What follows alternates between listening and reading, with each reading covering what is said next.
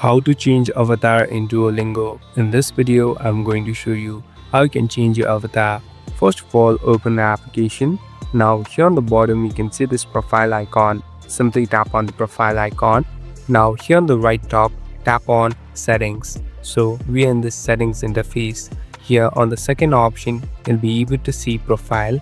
Tap on profile. Here, this is the place where you can change the avatar. Simply tap on change avatar. Here there are different avatars from which you can select. Here there are different shapes and different customization that you can do. So you can change the colors, and here you can even customize it accordingly.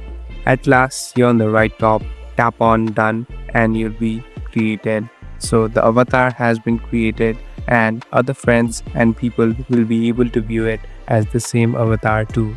Thank you for watching this video. I hope this video will help you.